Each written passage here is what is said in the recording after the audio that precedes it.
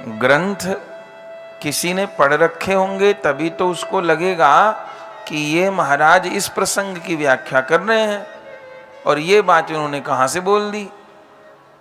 तो अभी तो कथा सत्संग के नाम पर कुछ भी बोल दीजिए, क्योंकि हम लोगों को ग्रंथों से दूर कर दिया गया। सीरियल आते हैं धार्मिक, पहले तो लोग बहुत पूछते थे, ऐसी ऐसी उल जलूल बातें धार्मिक सीरियल में दिखा देंगे जिसका कोई सिर पैर नहीं। एक बार एक धार्मिक सीरियल चला, सिया के वर राम या सिया के राम, हम तो देखते नहीं कभी, लेकिन समाज में रहते हैं तो लोग पूछते हैं। तो उन दिनों उस सीरियल के विषय में सैकड़ों लोगों ने पूछा, हमें तो पता भी नहीं था कब आता है कैसे आता है। लोगों ने बताया उसमें क्या दिखाया जा रहा था।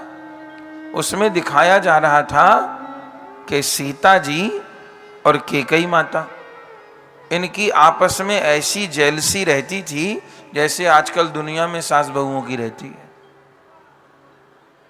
अब उनको तो क्या है कि पैसा कमाना है, और जब तक चटक पटक बात नहीं कहेंगे तब तक कैसे होगा।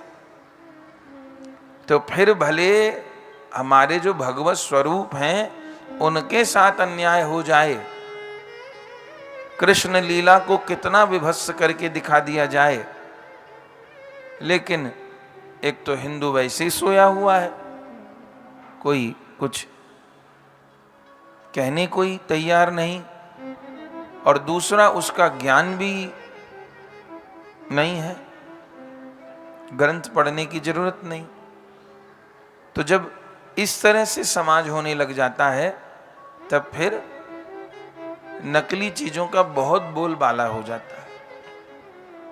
अभी भागवत जी की कथा में भागवत ही नहीं रह गई, राम कथा में रामायण ही नहीं रह गए, और ये जो गौर कथा हम सुन रहे हैं आज 27 दिन हो गए, ये तो पता नहीं कहाँ सुनने को मिलती है।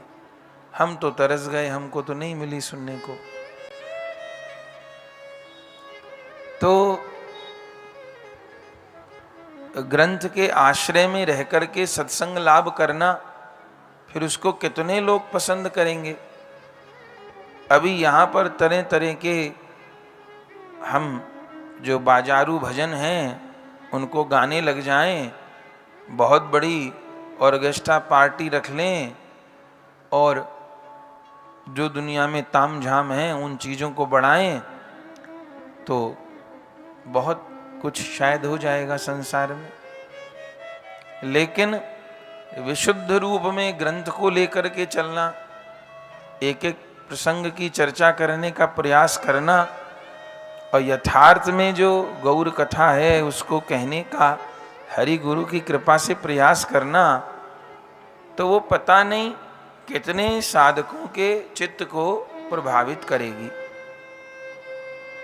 पर असली वस्तु तो यही है, असली घी तो यही है, लेकिन पाचन तंत्र बिगड़े हुए हैं तो असली घी पचे कैसे।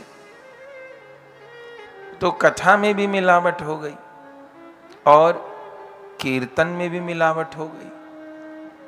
महाप्रभु जी ने जैसा कीर्तन इस जगत को दिया वैसा कितनी जगह हो रहा है खबर नहीं।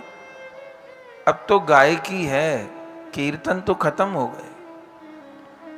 किसकी आंख में आंसू है, किसको कीर्तन करते हुए राधा माधव ही लक्ष्य हैं, महाप्रभु ही लक्ष्य हैं, गुरुदेव ही लक्ष्य हैं। तो कीर्तन केवल संसार को रिझाने का या नाचने गाने का उपाय बन गया, और कथा भी कुछ ऐसी हो गई।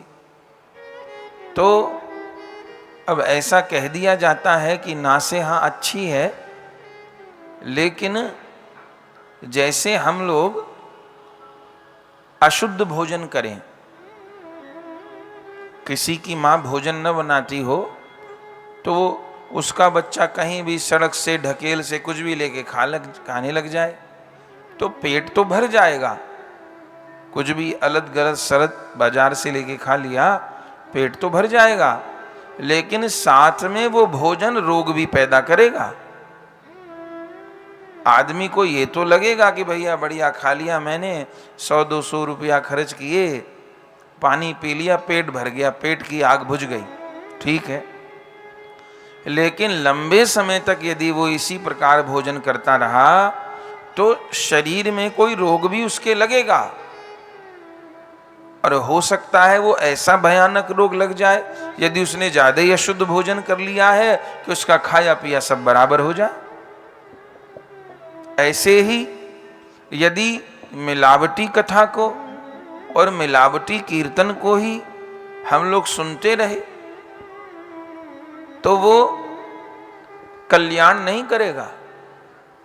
वो कथा कीर्तन भगवान से नहीं मिलाएगा, वो और कोई रोग पैदा कर देगा। भव रोग तो दूर होगा ही नहीं उससे, वो कोई और रोग पैदा कर देगा, और वो ऐसी सकामता की खाई में ले जाके गिर देगा कि वहां से निकलना ही संभव नहीं होगा।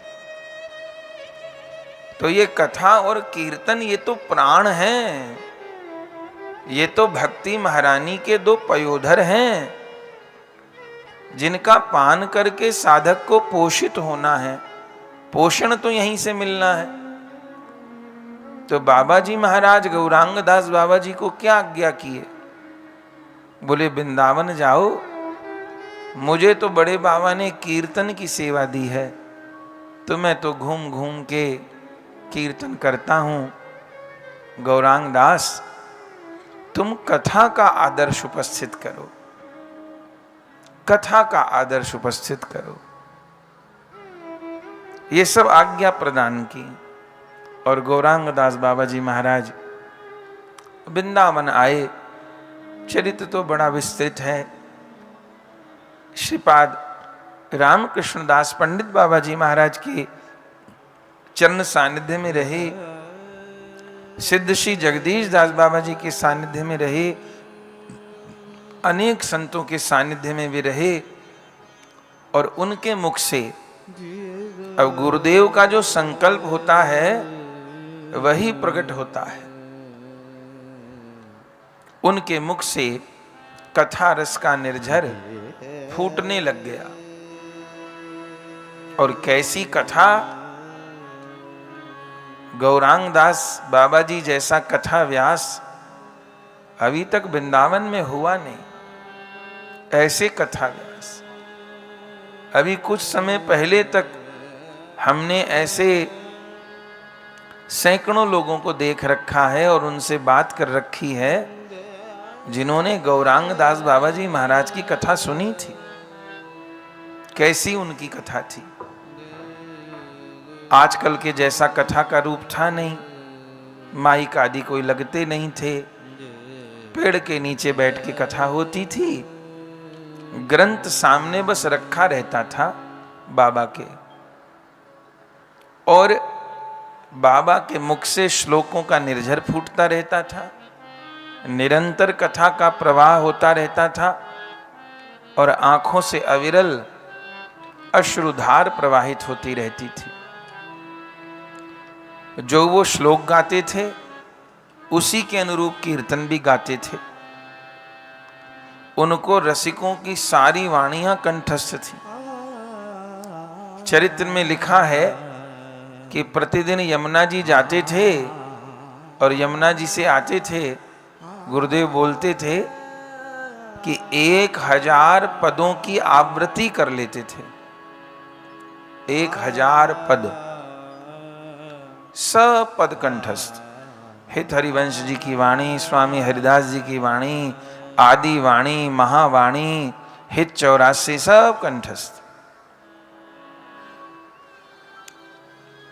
कथा अद्भुत, क्या क्या नहीं हुआ कथा में।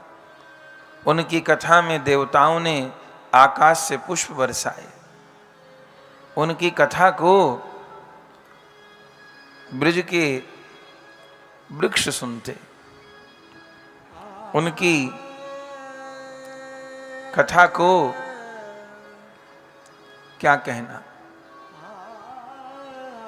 जिस वृक्ष के नीचे उन्होंने कथा कही,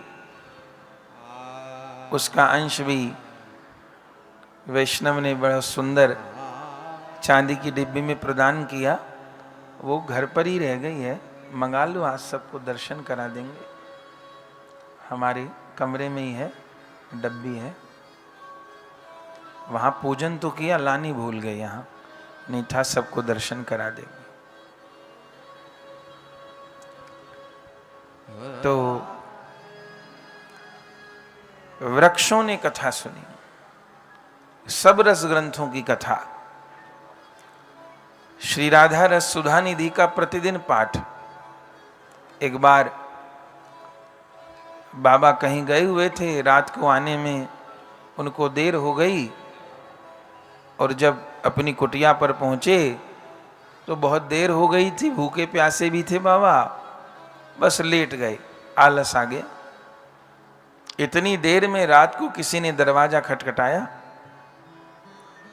बाबा ने दरवाजा खोला, कोई नहीं, चारों ओर देखा, फिर बैठ गए अंदर आके, लेट गए। फिर दरवाजा आधी रात को खटका, फिर उठे, देखा, फिर लेट गए, कोई नहीं। फिर तीसरी बार खटकाया किसी ने दरवाजा, और उस समय जब बाबा ने द्वार खोला, पूछा कौन, तो सामने के नीम के वृक्ष से आवाज आई, गौरांग दास, हम नीम बोल रहे हैं। हाथ जोड़ लिए बाबा ने, प्रणाम किया वृक्ष को, मेरे लिए क्या आज्ञा है। अरे गौरांग दास, आज कथा नहीं सुनाओगे? ये वृक्ष ने कहा। उन वृक्ष को प्राप्ति हो गई, उन्हीं का अंश आज आप लोग दर्शन करेंगे। तो कथा नहीं सुनाओगे हमको? वृक्ष कह रहे हैं बाबा से। बाबा बोले कि आज आने में देर हो गई, इसलिए मैंने नहीं। बोले तुम्हारे मुख से कथा सुने बिना हमें चैन नहीं पड़ता, हमारा नियम है, कथा सुनाओ। बाबा ने कहा कि ग्रंथ पाठ तो तब करूं, दीपक भी नहीं है, बारिश पड़ रही थी, दीपक भी नहीं है, दिया सलाई भी नहीं है। वृक्ष ने कहा तुम्हारे सिरानी के पास ही दीपक भी रखा है, दिया सलाई भी रखी है,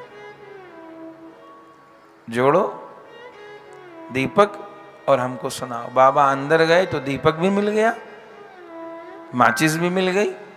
बाबा ने दीपक जोड़ा और रात को श्री राधा रस सुधा निधि का पाठ वृक्षों को सुनाया। ऐसे जाने ऐसी कितनी घटना है। खामी ग्राम में बाबा गए कथा करने, 1 महीने वहां भागवत जी हुई। उसके बाद बाबा चलने लगे, तो बाबा भिक्षा करके ही पाते थे, भंडारे में प्रसाद नहीं पाते थे। तो बाबा ने कहा उसी गांव में भिक्षा कर लेता हूं मैं, भंडारा तो गांव वालों ने किया था, पर बाबा बोले मैं भिक्षा ही करता हूं।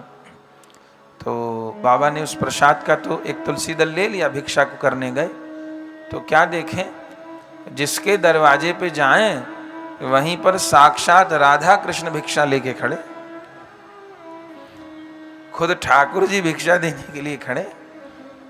बाबा देखें, बोले यहाँ दरवाजे दरवाजे पे राधा ही कृष्ण खड़े हैं भिक्षा देने के लिए। तो बाबा ने हाथ जोड़ के ठाकुर जी को कहा, ठाकुर जी ये क्या लीला है?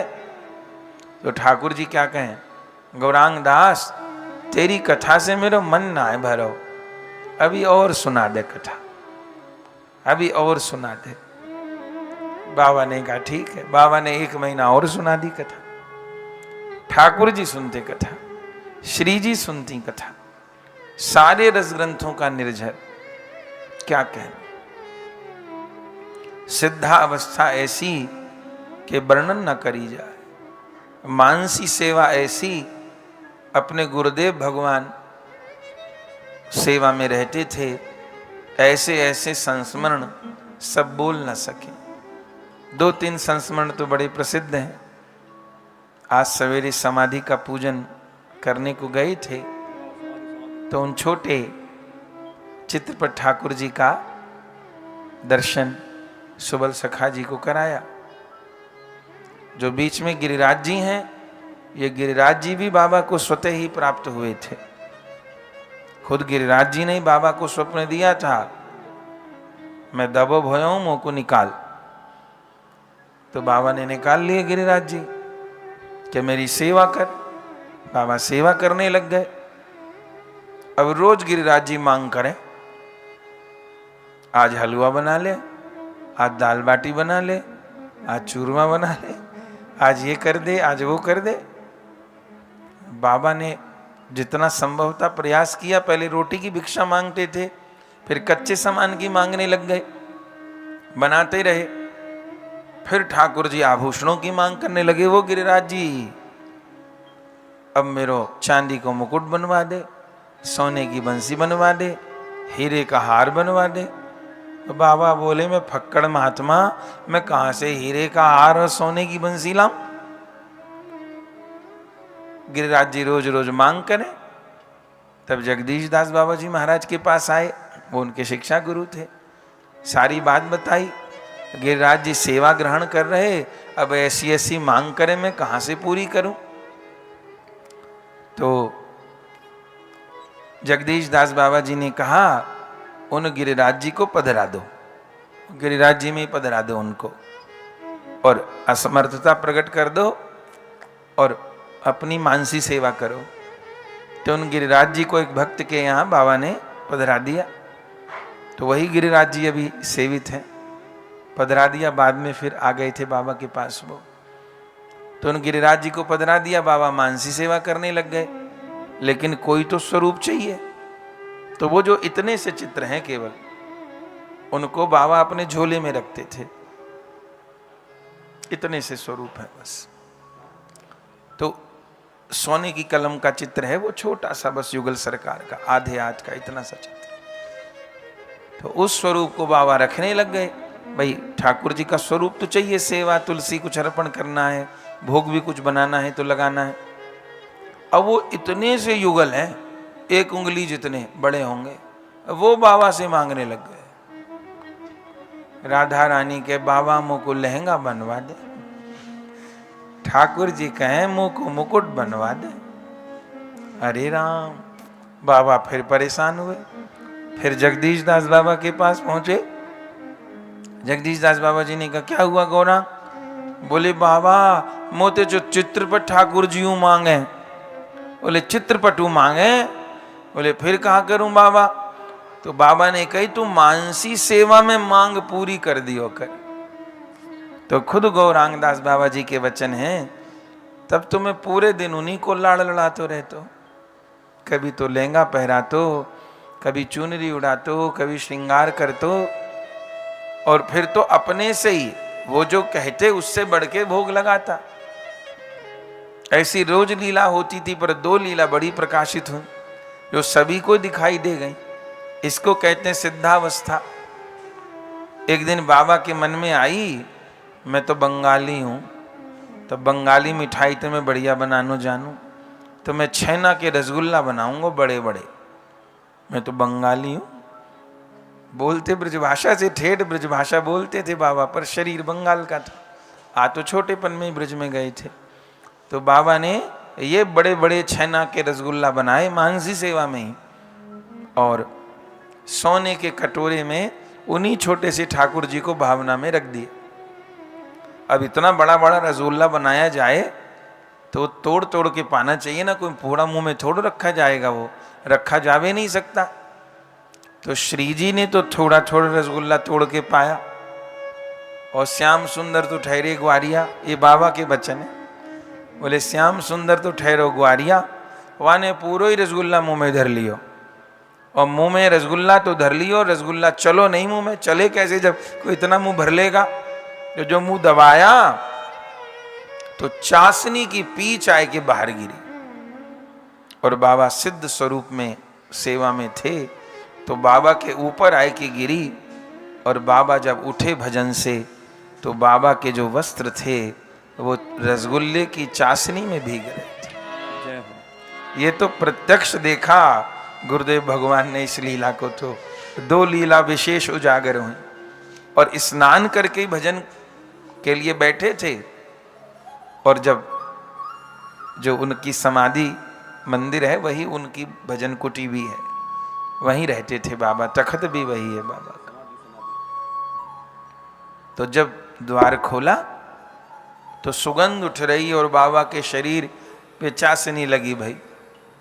तो गुरुदेव भगवान ने पूछा, कहा भयो गुरुदेव, कहा भयो? अरे कछु ना भयो, अरे कछु ना भयो, कछु ना। अरे बाबा अभी तो स्नान करके भजन करने बैठे, ये चाशनी में कैसे हो गए? तो क्या कहें, सबरी लीला सुना दी। तो बोले कहा कि वो फिर बाबा उठे, वस्त्र उतार दिए, जल में धो लिए और उस जल को पी गए। गुरुदेव को भी दे दिया वो जल, खुद भी पी गए। एक बार बाबा के सफेद कपड़ा बाबा पहनते थे, कमर में ही पहनते थे, ऊपर कपड़ा बहुत कम ही पहनते थे। तो पान की पीक पड़ी हुई थी बाबा के वस्त्र के ऊपर और पूरी कुटिया गमक रही थी। गुरुदेव भगवान सेवा में पूछे, बाबा ये कहा भयो? अरे कछु ना, कछु। अरे ये कहा भयो? कछु ना है, कछु ना है। तब बहुत पूछी, बाबा बताओ तो सही। तो क्या कहें, काऊ दुष्ट किशोर ने कर दी है। बोले कौन दुष्ट किशोर ने कर दी है? बोले प्रिया प्रियतम को मैंने बीरी बनाई और बीरी बना के अपने गुरु मंजरी के हाथ में दी और गुरु सखी ने, गुरु मंजरी ने रूप मंजरी जी को दी और रूप मंजरी जी ने ललिता सखी जी को बीरी दी और ललिता सखी जी ने एक बीरी प्रिया प्रियतम दोनों को पवाई। तो प्रिया प्रियतम ने बड़े रस में विभोर हो के बीरी पाई और पूछी, या बीरी कौन ने रची है, कौन ने बनाई है? तो मेरो नाम ले दियो, गुणवती ने बनाई है। सुमो को प्रिया प्रियतम ने बुलायो और मैं देख रही प्रिया प्रियतम कैसे आरोग रहे। ललिता सखी जी ने तो कही, ले सखी पीक दान ले ले, आज कृपा भैया तो पे। सो पीक दान की उन्होंने तो कही, पर मैं ही उठानो भूल गई। प्रिया प्रीतम की रूप माधुरी को देख रही। सो श्याम सुंदर को उगार करनो हो, देखो सखी तो बावरी हो रही है, हाथ में पीक दानु नहीं है, तो ऊपर ही पान की पीक कर दी। बाबा के वस्त्र भीग गए। जब कुटिया खुली, कोई केसर कस्तूरी की सुगंध उठ रही थी, पूरी कुटिया गमक रही थी, बाबा की महक रही थी। बाबा के नेत्र ऊपर चढ़े हुए लाल नेत्र हो रहे थे। बाबा उठे हैं, वस्त्र को धोया है, पी गए। होली के दिनों में ऐसा होता था, बैठे होते थे, बाबा के वस्त्र गुलाल केसर में सन जाते थे। ऐसे महापुरुष भूतल पे कमी होते हैं। बड़ा सौभाग्य है जो ऐसे गुरुओं के चरणों का आश्रय मिला। ठाकुर जी का भरोसा पीछे है, गुरु लोगों का भरोसा पहले है। प्रभु को तो किसी भाग वाले ने देखा है, पर गुरु महाराज को देखा है, तो उन्हीं का भरोसा है, पहले उन्हीं का भरोसा है। क्या कहना।